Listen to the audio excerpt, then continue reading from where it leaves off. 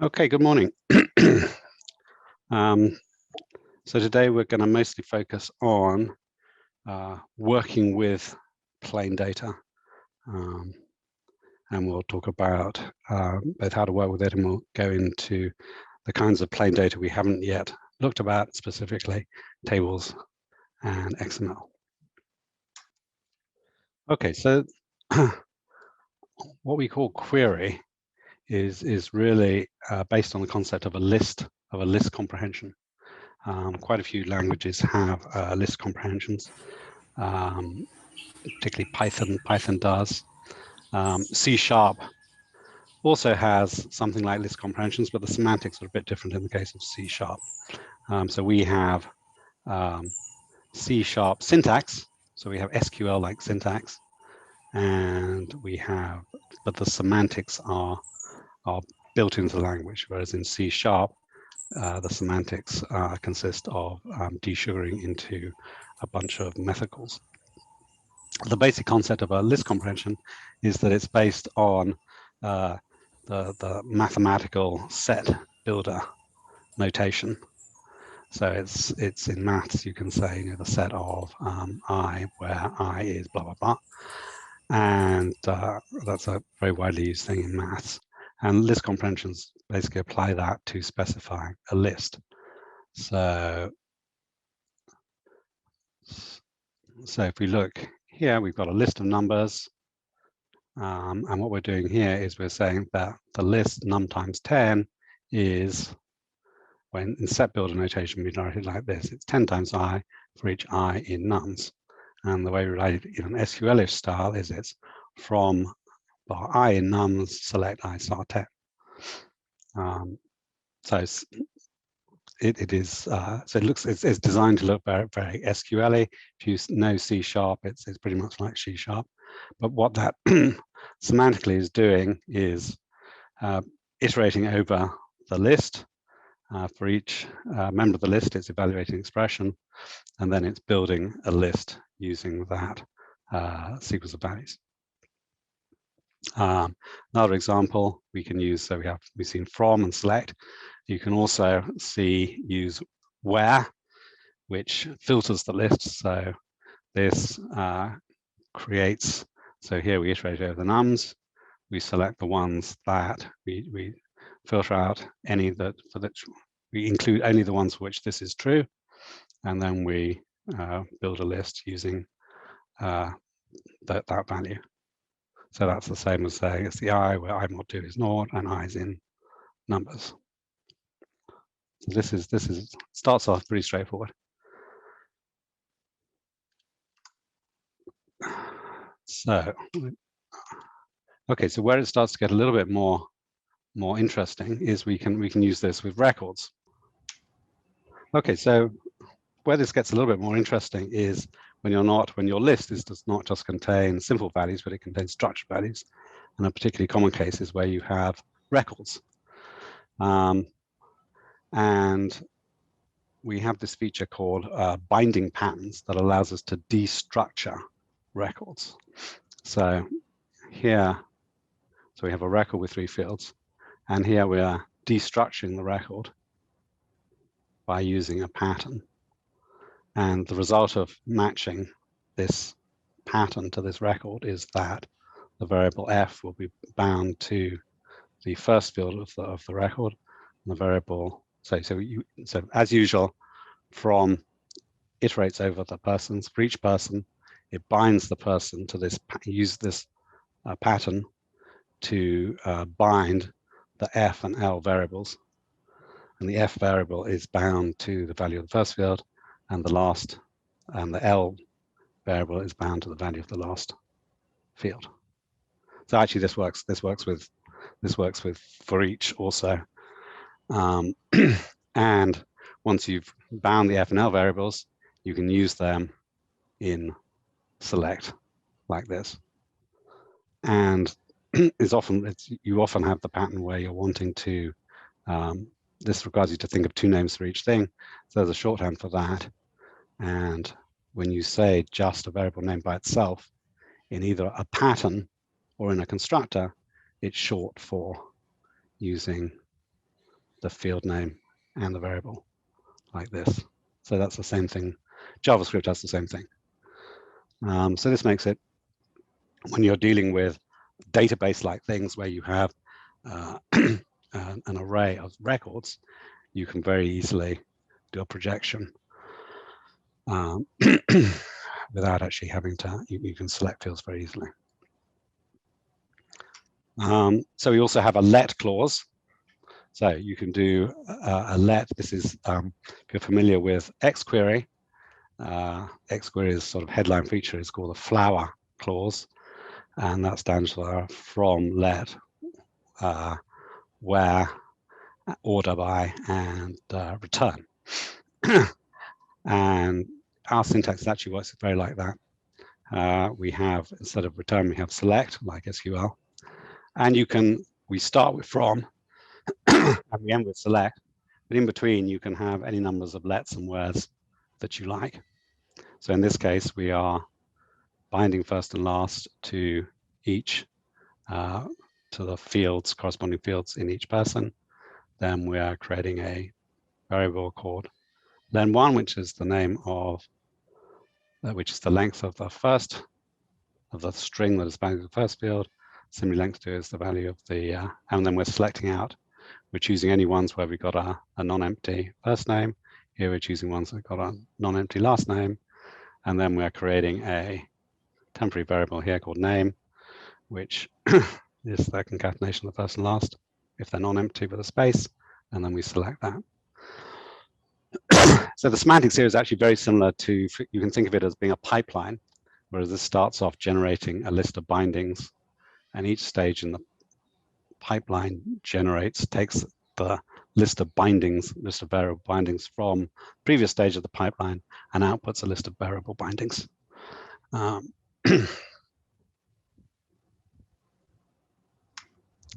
Okay, now we can actually, we can do ordering. So here's a little example. We've got employees, and we're going to sort them by, we're going to order them using first name and last name. So you have an order by clause, and then you have the keys that you're going to sort by. In this case, we're ordering first by last name in ascending order, and then by first name in ascending order. This can be ascending or descending. So that takes a list of variable bindings. Input is a list of variable bindings. It then sorts them and generates a list of variable bindings in sorted order. And the ordering here works consistently with the less than, greater than operators that we already have. It's not quite that simple because, well, so let's start with nan. So as you will remember, in IEEE, if you compare nan with anything, it's unordered. So nan with a number, nan is both. If you do x less than nan, that will be false, and x greater than nan, that will also be false. If you try to do a sort based on that, your sort routine would blow up. So you can't quite, it's a little bit more complicated. We actually have a concept of some comparisons are being unordered, and it knows about this, and so the sort can actually work. And that applies both to nan, and it also applies to nil. So you could have a type. So in each of these cases, we have an expression, and that expression has to be a type that can be ordered. So we can impose a total. So you can have, if the value of this is string or nil, we can still type it, but we treat nil similarly to how float treats nan. So it's treated as unordered. So in both ascending and ascending order, the unordered things will come last. So to give a real life example, suppose you're going to a shopping site and things have a price, but some things they don't have a price for, say, so you've got to call us or you've got to send us a message and we'll tell you the price. And you want to, and you have a little drop down menu and you want to get things with least expensive first. And you also want to have a drop down that gives you the most expensive first. You don't want to see, if you ask for the least expensive, you don't want to see all the things that don't have a price first. And similarly, if you ask for most expensive, you also don't want to see the things that don't have a price first. they're just different, and so we understand that and deal with that. Now this, so as I said, it used the built-in ordering less than, equal to than operators. Now on strings, the built-in things just use Unicode code points, which is not the right answer. That is well, for some applications, right? But if you want to display things to users, that will not give them the culturally expected results. And so you need, if you're going to give culturally expected results, you need some library support. And you don't want to build this into the language because Unicode's this huge, enormous thing, and it's a huge amount of code, and not everybody needs it. But this can combine, we can combine this feature with a library module to enable proper Unicode-aware sorting. And the way that would work is that you'd have a Unicode module, and that would allow you to have a, so Unicode collation has a concept of a sort key. So what you do is you would call, these things here are expressions. They're not limited to be field accesses. They can be arbitrary expressions. So you would call the sort key function, and you would specify that there, specifying whatever locale you want. And then the combination of, so that the type of the sort key would be typically an array of ints. And then this would sort it using that sort key. So you have the you have the core functionality in the language, but you can still use libraries. It can combine nicely with libraries that provide important things like Unicode awareness. We also have a limit clause. The limit's an expression that evaluates to an integer. And that limits that. So again, we have a pipeline. You can think of it as a pipeline. So this gives the Python employees. We then sort the things, and then we take the first 100 of them.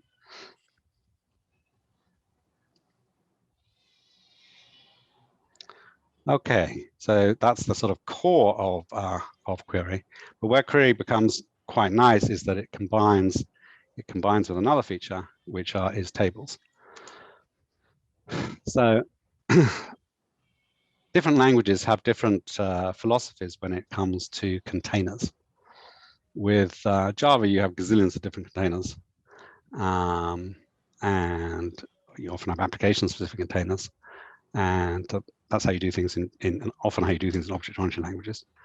But in languages that are other languages, let's take Lisp or Python or JavaScript or more integration-oriented languages, it's much better. It works, or even Go for that. It generally works better to have a few. We try to have a few container types, and then have lots of functions that operate on those container types, rather than just having lots of application-specific containers. Because you want, when you're trying to integrate stuff, you want to kind of make things, you want to make stuff from different sources look similar rather than look different. And so all languages, typically all languages that are more scripty or more designed to integrate, you want to have built-in structures. You want people to use these built-in containers rather than having everybody design their own type. So we have, what we've seen so far, we've seen array and map, and there's one more built-in structure, data structure, called table. And when you're writing Ballerina and you're dealing with data, as much as possible, you want to use the data type, these structures that Ballerina provides you, rather than making, whereas in Java, you go write an object tuned to this particular thing. That's not the way to do it in Ballerina. The way to do it in Ballerina, you'll have a much happier life if you go with a flow, use what Ballerina provides you with. And if you do that, then you get a whole lot of nice stuff that works on these data structures. If you roll your own, then you're making life difficult for yourself. But array and map are not by themselves enough for everything. Your keys to your map are restricted to be strings, and the keys and the values are separate. Table works a bit differently. Table combines, if you like, it has some array-like features, some map-like features. So you can think of it as being an array of records plus. It's an array of records the records are, each record represents a row of the table. And the key thing that it gives you is that your rows are uniquely identified by keys. So like map, you have random access based on a key, rather than just having to look through it. You can look through it item by item, but you have associative access by a key. And the table maintains the invariant that each row is uniquely identified by a key, just as a map maintains the invariant that each field is uniquely identified by a string key. But the difference is, instead of the difference between map and table is that the keys are stored in the fields rather than being separate. So it's a little bit like a primary key concept in an SQL table or any sort of database table. It's a little bit more database-like. You have your records, and one of those records is the thing that identifies it. Now, to make this work, the table cannot maintain that invariant unless, if you could go change those fields. So it's just like, so these data structures are just like map or table. You don't copy them in or copy them out. You can have that a member of the key being referred to from outside.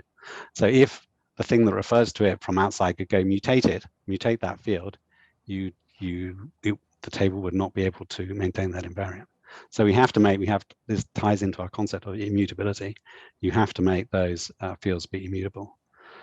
So compared to maps, the key is passed the value rather than separate.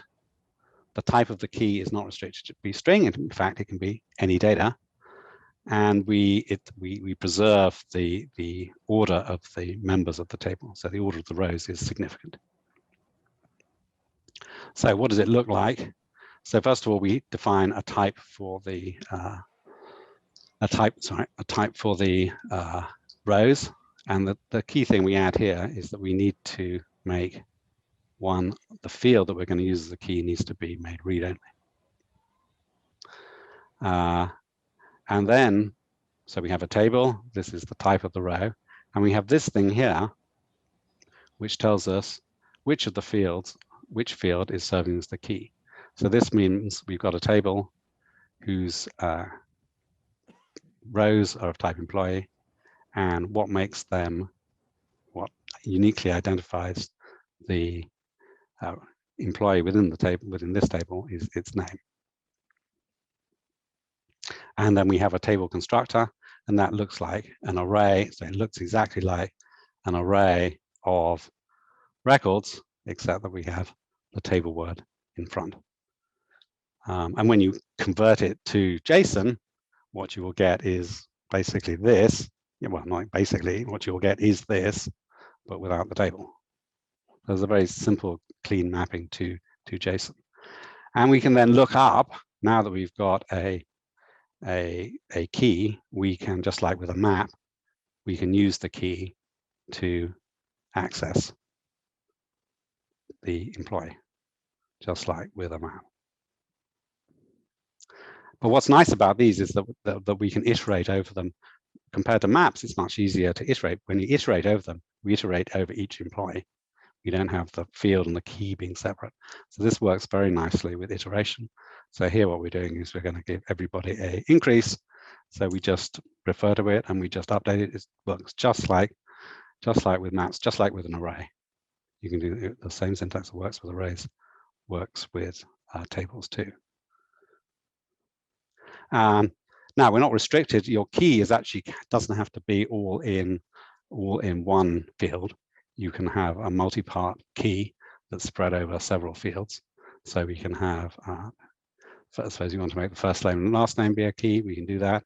We declare these both as read-only fields, and then we say our key, we have both these things as keys, and then we can look them up by supplying both fields. Yeah, this is actually short for a list of 2 items. But you don't need to worry about that, but you can you can access it just in a very natural way. You're also not restricted to having fields that are your keys aren't limited to being strings. We can actually have this concept of plain data. One thing we can do with plain data is equality. Another thing we can do with plain data is immutability. So what do we need for a key? We need it to be able to be immutable, and we need to be able to have equality on it. That's exactly what plain data gives us. So if we have a field here, so I've used an anonymous record type, which has two fields, and then I've made, this is another way of doing the same example. So I said we're going to have a structured field here, which is any data. And so we've got a key field here called name, and then the name is a structure, which we compare for equality. And so here we've now have the ability to have rich keys. So for example, you can have keys that are, one very useful example is to have binary keys. What's a binary key? Binary key is an array of bytes. Array is a structure. No problem, we can have an array of bytes as a key now. So this is actually a very powerful kind, or it's much more powerful than map. Instead of having to faff around sort of trying to figure out how you're going to turn your key into a fake up a string to represent your key, you just do it directly. You can use your any data as a key. And the other nice thing about tables is that they combine nicely with queries. So now we've got a table. Unlike maps, you can very easily use query with tables. So here we're just going to produce a list, a very trivial example. We've got an employee, which has an ID, and we're just going to produce a list of all the salaries here. So again, it works exactly as it would doing a list comprehension. We can do it over the table. And we can also create tables. So the type, I should say here that the type, so query, what can queries produce? So queries, you get a sequence of values, and then you have to make some structure out of that. So one thing you can make is a list, obviously. Another kind of thing you can make is a table. So how do you decide what you're going to make? Well, you can do it from what the context requires. Here, the context says we want a bunch of we want a list of ints. So the query knows that it needs to create a list rather than a table. But we can also say that explicitly, here we're saying explicitly what we want to create. We are creating a table, and its key is ID. So this is giving us a table of employees, and we just filtered out the ones just having people whose salary is greater than 1,000, and this is a table with a key. So we can both consume and produce tables with query. Another nice thing we can do with query is we can now do joins. So what's the difference between a join and an, so I didn't mention it, but you can have, just as you can have nested for each clauses, you can have nested from clauses. If you had a nested from clause, that's n squared. So that's not probably going to be what you want in a real life environment, but we can do better. We can have a join. So if we look at this example here, so let's go through this example. So we've got a user which has an ID and a name, and then we've got a login record which has a user ID and a time. And what we're going to do is we're going to take our list of logins, and effectively we're looking up the username from the ID and generating ourselves a nice, a more user-friendly list of logins, which gives us the name and the time. So if you did this with from, now you could do this with from. You could say from via user and users, where that equals that. But the trouble with that is for each, if you've got 1,000 users, for each of your users, you are going, you're iterating over that table, which is not what you want. The whole point of tables is that we can do a lookup. So with join, we can do that. What join means, the semantics of join is build a hash table out of all these things. And then, so we have the join, and then we have on something equals something. So here, so we've got a left side, which comes from the input, and we've got a right side that comes from the join clause. And this looks up. So we basically, what we do is we look up so we build a hash table. Operationally, what we do is we build a hash table, and we then look up the user ID. So we build a hash table. It's indexed by this, and then we look up this. So this gives us a query-like syntax, but it doesn't, instead of being n squared, it's, well, whatever hash is, but typically n, typically constant time in real life. So we'll get an efficient behavior. And with tables, this works even better because we've got a key here, and on one side of the join, you're using the key. You don't have to go build a table. You just use, you don't have to go build a hash table. You can use I mean, typically a table is going to have a hash table for each of its keys. So you just look it up in the table's key. So now we've got what table combined with query does is basically efficient. You know, joins are the key to making queries do useful things and combine data from multiple cases, and we can now do efficient joins in our little. Well, it's not so little anymore now. It's turning into a real query language that you can actually do useful stuff on. So maybe I should mention at this point, there are a couple of, one thing we don't do yet, which we know we need, is to do grouping and aggregation.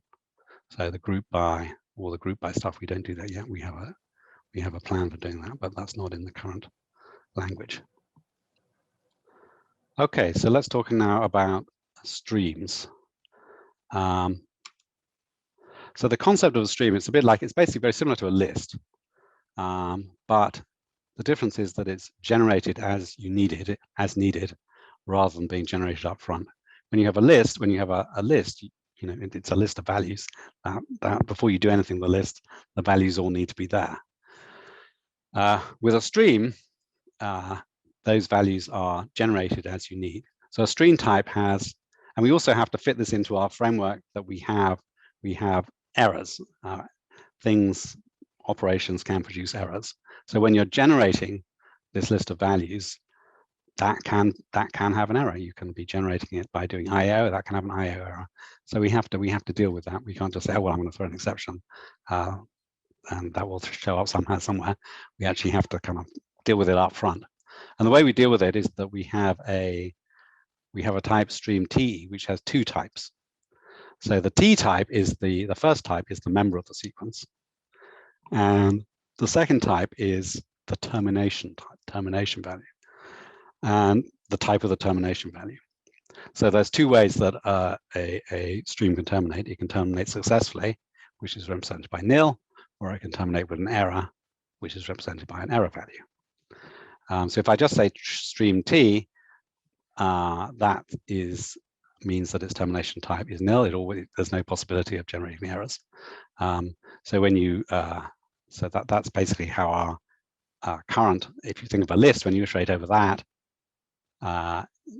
your iteration doesn't fail because you've built it already. There's no possibility of an error in generating it. So a stream is a separate. It's an additional kind of basic type. It behaves quite like an object, but it is its own thing.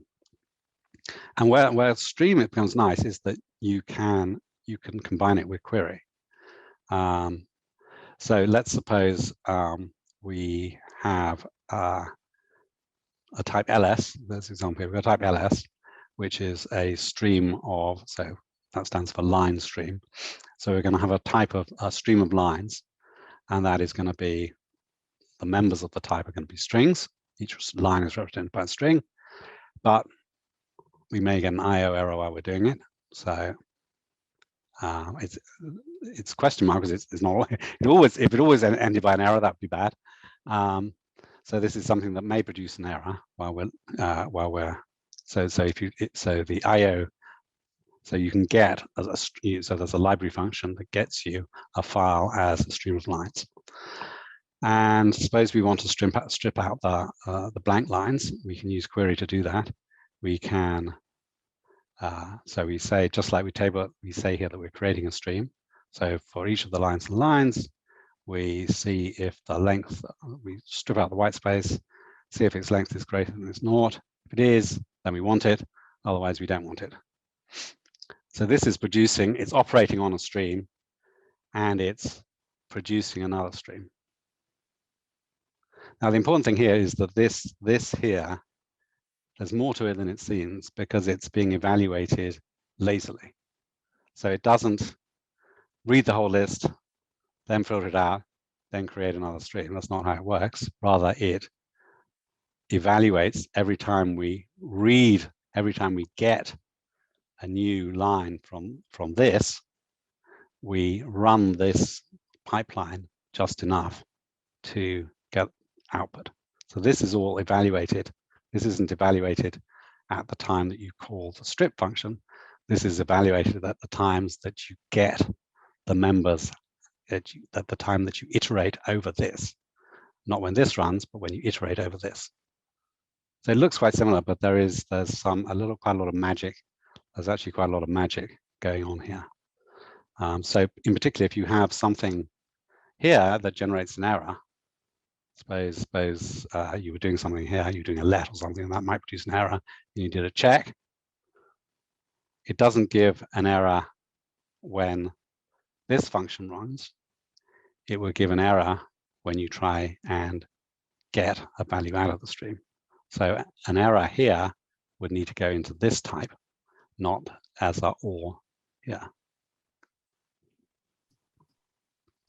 Now, when you're iterating over streams that can produce errors, you can't use for each, because for each, it's a statement. It doesn't produce a value.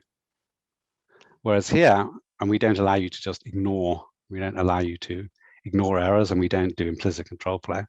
So if you want to iterate over a stream, we use from, and the result of the from, so we use from, and with this, instead of ending with a select, we end with a do. And what do does is it evaluates this for each, I mean, just like for each, so for each of these, we evaluate this. The difference is that if this returns an error, this will return an error too. So this allows you to use to do for each like things on streams using this particular, and you can have, and this from, you can use wheres, you can use whatever you like, you can use wheres, order bys, whatever you want in this pipeline. But instead of, at the end of the day, instead of producing a producing a value, you get things done by evaluating this statement. And you don't have to use this just with streams. You can use this with, this could be lists, or it could be tables, whatever you like. And you can have your wheres and your lets and your order bys, and then do whatever you want. And if you're, of course, if you're using this on a list, then this would not produce an error, so you wouldn't need to check. Good. Okay, let's go on to, so this is just a little thing that we need before we come on to XML. So by template, what I mean is a thing with, we have these things with backticks. So far, what we saw with backticks, we saw base 16 and base 64 binary with backticks.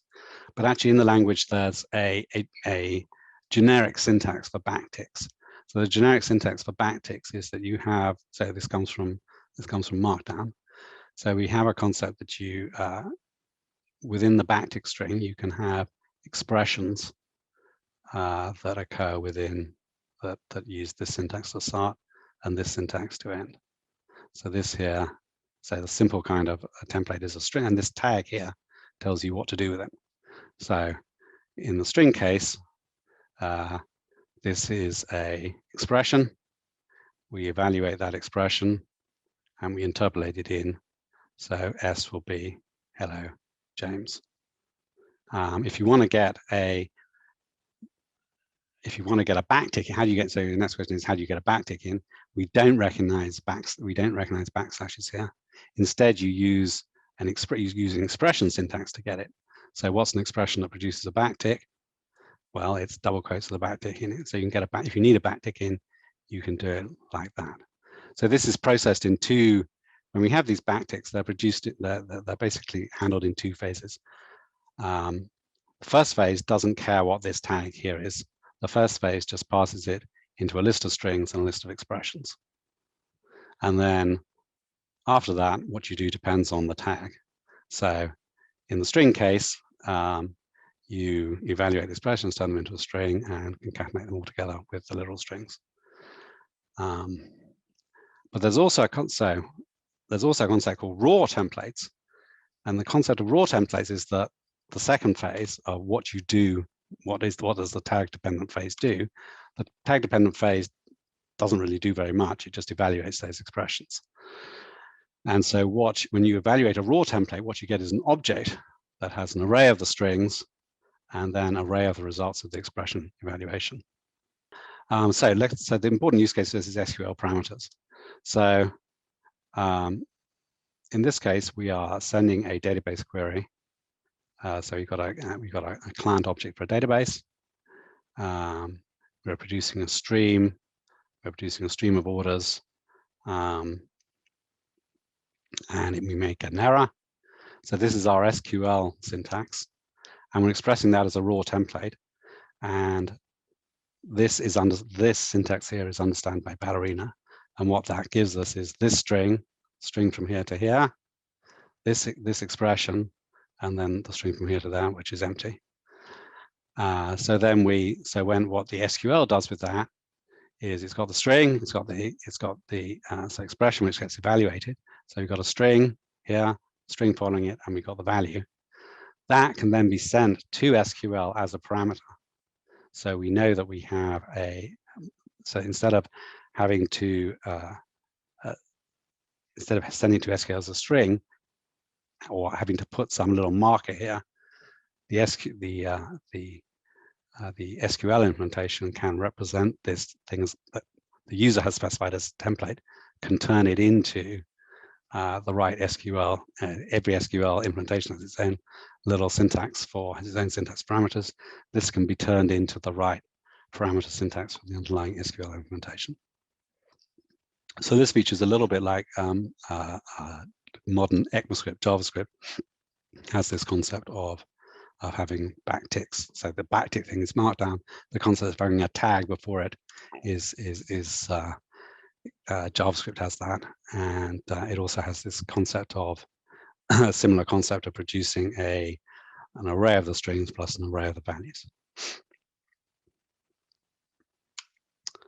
Okay, and another case where we use this template concept is in XML. But let me first of all explain about give you an overview of XML. So it's a separate basic type.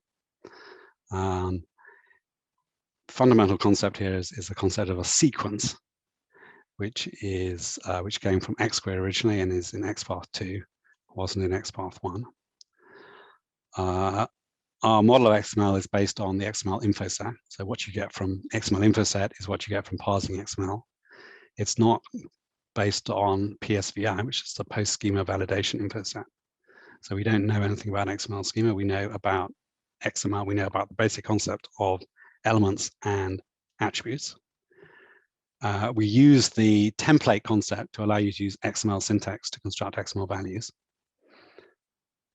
And we want this to work. We try to do it in a way that it can be used for, we don't have the library support yet, but the underlying concept of elements and attributes is something that is in HTML as well as XML. People say, well, XML, who cares about XML? But actually the whole world runs on HTML, and HTML is elements and attributes, so fundamentally the same thing as XML.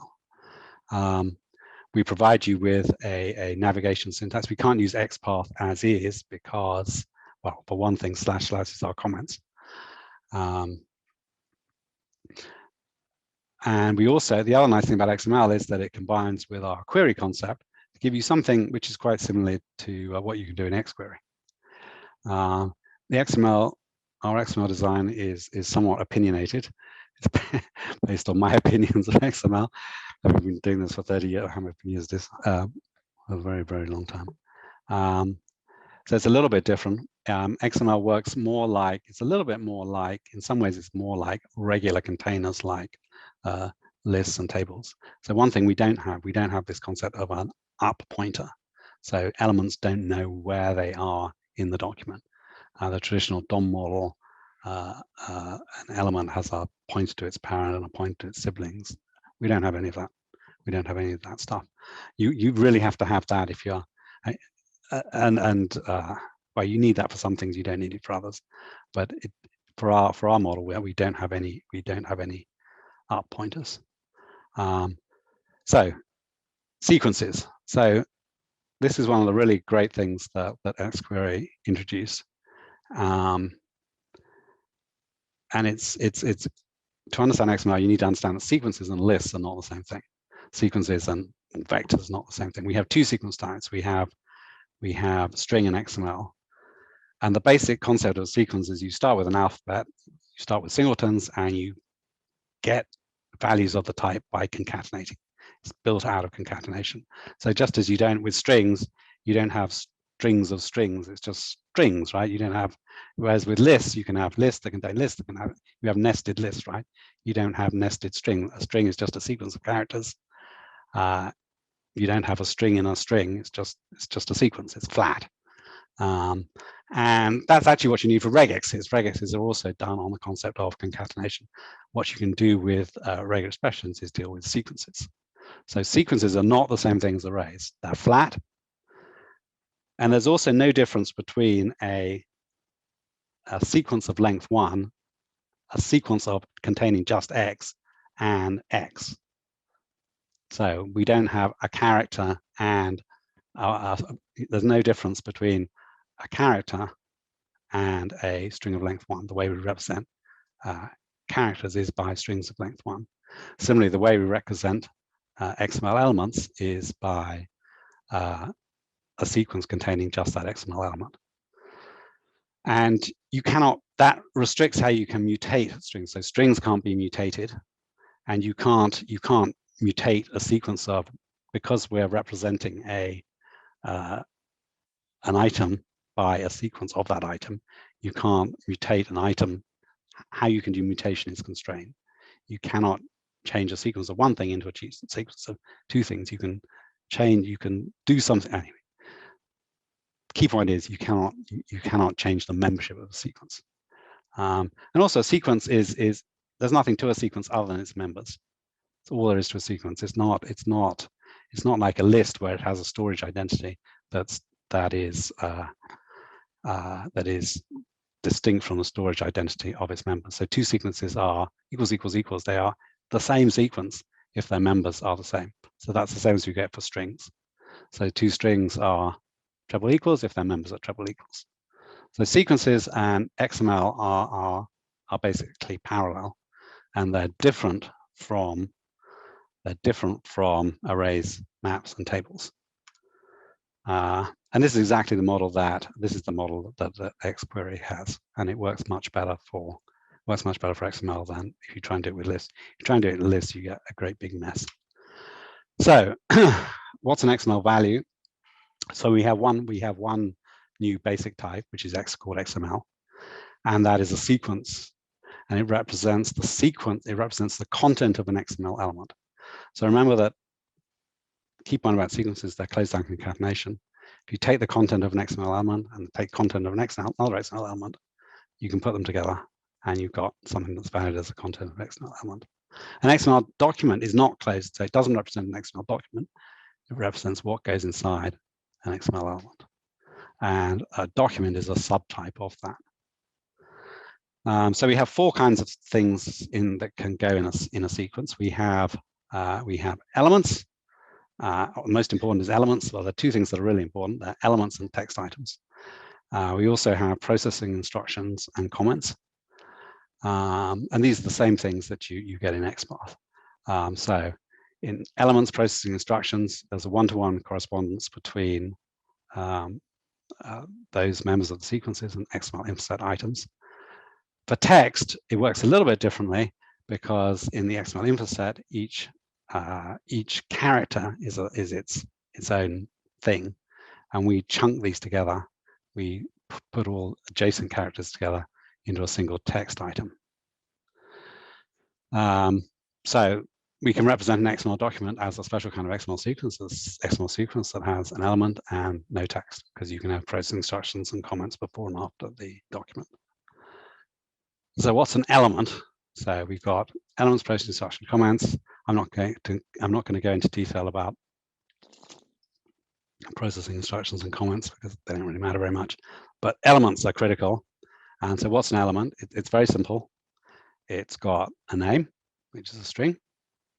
It's got attributes, which is a map and the value of the map. So the name of the attribute is the key, and the value is the attribute value, and it has children. And what's the type of the children? The type of the children is XML, because that's what XML is. It's what goes in the elements of the children. So it's a very, very simple thing. If you look at other XML APIs, they're hugely complicated. We've got a very, very simple model. Text items are like strings, so they're immutable. There's no concept of there's no concept of having an identity distinct from its value, just like strings. And we always there's no significance to how things are chunked. So whenever you get consecutive text items in an XML value, they're merged together. So the way you create an XML value is by using a template. The most convenient way to create an XML value is by using a template. So we have XML, and we have backticks, and then we have the XML, regular XML syntax, what will go within angle brackets in XML. And we recognize templates inside it, as usual with backtick syntax. And within a attribute, those expressions can be strings, and we can also put them in content, in which case they can be XML or string. So in this case, we've got an A element, and we've got some text, and we've got an M element, and we've got some text. So we actually have some text here, because that's not thrown away in XML. So you got text, element, text, element, text. And then we're inserting that sequence here. And we have a bunch of operations you can do on XML. We can do plus to concatenate, just like with strings. This XML is any data. So we've got equals, equals, and not equals. You can iterate over the items with for each. You can index into them. So xi is the ith item. We can use this. We can use dot syntax to access attributes. And that's a required attribute that will give you an error. It's a little bit like lax typing. It will give you an error if there's no such attribute. If you don't know whether it's there or not, you can use question mark dot, just like with optional fields. And there are a bunch of other things that Langlib provides you. There are a bunch of functions that Langlib provides you that you can call using method syntax. So you can also mutate. You can mutate an element by changing its children. So we do, although you can't change the membership of a sequence, you can actually mutate elements. So there's a limited form of mutation there. And you can also change its name, and you can change the value of an attribute.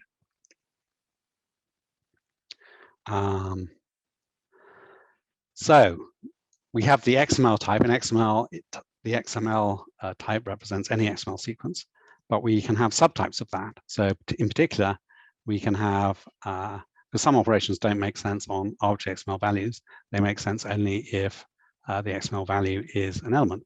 In particular, setting the children of something doesn't make sense if you can't set the children of a text item because it doesn't have children. So it can only make sense to set the children of something if it's an XML element. So we want that to be checked at type system rather than having to put casts all over the place. And the way we can do that is we have some built-in subtypes of XML.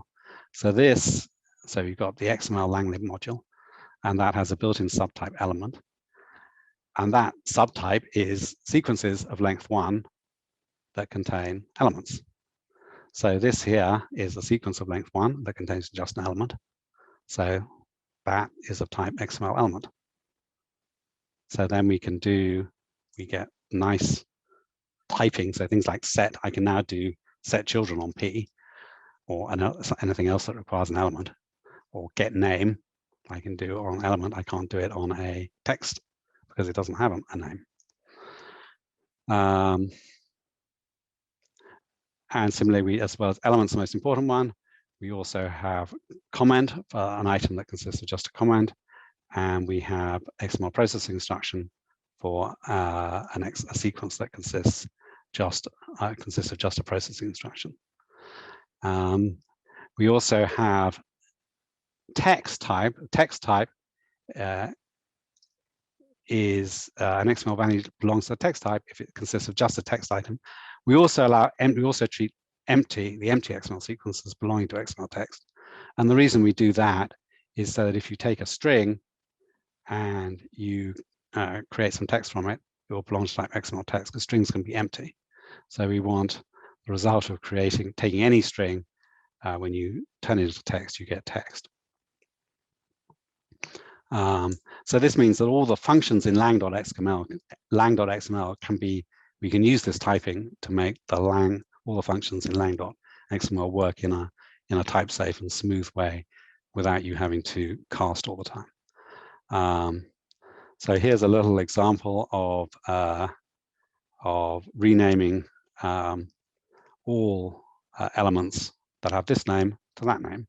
So what we're going to do is we're going to iterate over all the elements. So x.elements is a function. Oh, sorry, I need to explain this first. So we also have a type XML with T in curly brackets, and that means it's an XML sequence whose members belong to T. So x.elements returns the elements that are in the sequence. So that is of type XML angle brackets XML element. So this is a list of elements. So when we iterate over it, we know that its member is going to be an element, which means we can do get name on it. So we can see if its name is old name, and if it is, we can change it to new name, and then we can go rename the children.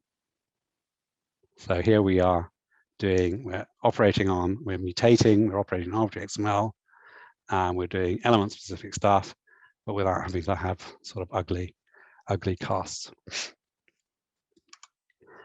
We also have, so I mentioned that we had an ability to do X. Yes, sorry, go ahead. So we have a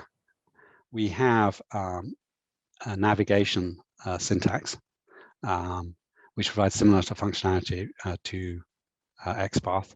We can't use XPath because XPath doesn't. First of all, we don't have the same data model as XPath. Secondly, the syntax doesn't work because it uses // And thirdly, we don't want to just put it in. We don't want to put the XPath syntax in double quotes and have it be a library function, because we want to do some typing. So this syntax here will select the elements named para from X, and we know that that type it's a list of elements. It's an XML sequence that contains any elements. This here gives us the children. So / goes down a level, and children with any name. So again, that will be the type of that will be a list of elements. This gives us children named para. Again, it'll be a list of elements. This gives us children named TH or TD. Going down one level. This goes down. Sorry, this is the children's. Sorry, I misspoke that. This here is stars. That's not elements. That's all children. The angle brackets select elements. So this is all children. Element children named para. Element children named TH or TD. Element children named anything. This selects the children, and then so this gets all the children, and then this filters out just the text items. This thing here with // syntax comes from, I think Ant uses that syntax. Anyway, there are a bunch of, I think rsync uses that syntax. So it's kind of like directory access. That means any number of levels. So this is descendants. So this gets descendants elements named para. And this does indexing. So the zero-based index as normal. So it's not exactly the same as XPath, but and it doesn't provide as much. It's not as powerful as XPath, but it kind of tries to fit in with the language as a whole, rather than being a completely separate world. We can also use query expressions to manipulate XML. So we can iterate over it. So anything that you can iterate over, you can use with query. So here we are. We're gonna select the paragraphs. We're gonna select the paragraph elements that have a lang attribute named lang. So we're returning XML here, so we know this knows it's going to create XML. Okay, so we bind para is bound to a single XML element. Since it's bound to a single XML element, we can do attribute access on it. We can get the value of the lang attribute, which may be nil. So we then, if it has the right lang attribute, then we select it. So we're using XML. We're just using our regular, attribute access, regular query expression works with XML. And we can also, and this is where it gets really quite nice, is you can now use templates and we can use query and we can put them all together. And our templates can nest. So this may slightly, this may, well, I hope you like. I think this is really quite nice. Let me just talk you through it. So let's suppose we've got a record with two fields, name and country, and we want to convert that to, we want to convert an array of persons into XML, and we're going to have a data element, going to wrap it all around, and then we're going to represent each person by an element, an attribute of country, and name as data. So we're producing XML. Let's use an XML template. So we've got our outermost element here and here. And what's the content? Okay, the content, it's XML, but we need an expression to create it.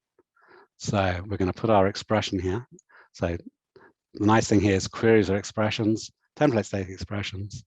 So you can put query expressions inside templates. So now we have a little query. What are we doing? We're iterating over the persons. We're binding name and country to these fields. And then we're doing a select, and we're doing a nested XML template here, which is creating a single element. So we're creating a person element, and then we bound this country here, and this goes in there. We bound name there, and that goes in there. So this will create us a single XML element. And then this will then create us an XML value that is a sequence of XML values, and that then gets substituted in. So now we've actually got something within our language, without special casing. Leverage it. We've got some special casing for XML, but it's still, a lot of this is not specific to XML. There's some that is, some that isn't, and we've got XQuery-like functionality within Ballerina. So this is pretty. There's nothing else. I don't think there's any other general purpose language that can do anything like this. And obviously, this is something that if we have to make this useful for HTML, all you need is a library function that outputs XML as HTML, which is easily done. Now, one little detail that any XML person will immediately say is, well, what about namespaces? I think it's fair to say that namespaces have been a mixed blessing in XML, and we want to support them, but we don't want to sort of ram them down your throat. You can actually use XML just fine without namespaces. You can get a lot done with XML without namespaces. And particularly if you're using HTML, although HTML sort of uses namespaces, it doesn't use XML namespaces in an XML namespace sort of way. It just treats them as basically being attributes as far as HTML is concerned. And we want to have a kind of similar model for namespaces in Ballerina, where they are, yes, they work, but we don't kind of have a too purist view of things. So the way it works is that when you see a name with in XML, you see a prefix and a local name, we expand under the covers. What we do for you is we expand the prefix plus the colon into an expanded name, where it's the URL that the namespace is bound to, and the local name. And we don't throw namespace attributes away, rather we expand them into the standard binding for the XML prefix. So what that actually means is when you ask for a name of something, if you ask for it, this will work. It understands namespaces, but when you ask for the name, what you will get is not P:(E). You will get the expanded name. And part of the reason for that is we need to support. We made a decision early on that we want to represent attributes by maps, and the keys of attributes are strings. So that means we need to represent attribute names by strings. So we also, to make this all work, we also need to be able to have XML declarations in XML namespace declarations in Ballerina code. And XML namespace declarations in Ballerina code look like import declarations. So we're binding a prefix here to a namespace URL here. And when you do that, you can then use this prefix in your XML template, and that will get expanded to the right thing. And it knows about, so this will do when it's comparing things and it's looking things up, it will do the right thing. It will expand it. It gets expanded in the query. It gets expanded in the constructor. So most of the time you don't have to think too much about the fact that these things aren't actually prefix things, they're URL. It just works mostly. Use the namespace declaration in your code, use namespace declarations in XML, and things work in a namespacely correct way. Okay, I think I'm going to stop. I'm going to stop there this time. Next time there's everything to do with concurrency and transactions, and concurrency safety is another big thing. So I'm going to make that a separate talk.